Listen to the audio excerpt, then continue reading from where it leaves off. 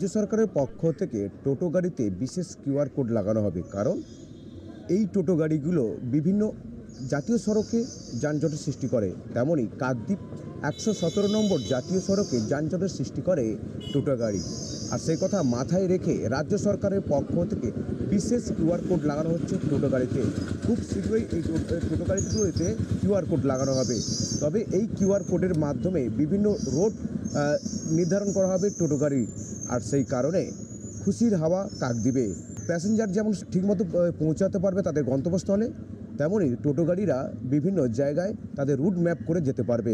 টোটোর সংখ্যা প্রচুর বেড়ে গেছে এবং এতে বহু পরিবারের জীবন জীবিকা তৈরি হয়েছে, এটা খুব স্বাভাবিক। কিন্তু কোথাও কোথাও টোটো যানজট তৈরি করছে, ইনডিসিপ্লিন অবস্থায় টোটো চলছে। সেটাকে যানজট মুক্ত করা এবং ডিসিপ্লিনের মধ্যে আনার জন্য আমরা ইতিমধ্যেই পদক্ষেপ গ্রহণ করেছি এবং আমরা টোটোগুলোকে একটা কিউআর কোড সহ একটা স্টিকার মেরে তাকে আইডেন্টিফাই করব। তারপরে পুলিশ প্রশাসন, মিউনিসিপ্যালিটি, পরিবহন দপ্তরের আরটিওরা এরা বসে টোটোকে একটা ডিসিপ্লিনের মধ্যে আমরা নিয়ে আসবো এবং যেখানে যেখানে যানজট তৈরি করছে সেই যানজটটাকে আমরা মুক্ত করে দেব। সমস্যা তো আমাদের প্রচুরই হবে। কোনো প্যাসেঞ্জার যদি নিয়ে হসপিটাল যাওয়ার জন্য যদি আমরা প্রস্তুতি নিই, তো আমাদেরকে প্রশাসন আটকে দিচ্ছে।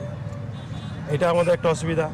চালাতাম মানে কোনো টেনশন ছিল না। এখন যেভাবে আমাদের টেনশন চলছে, যেবারে ইনকাম কমে যাচ্ছে।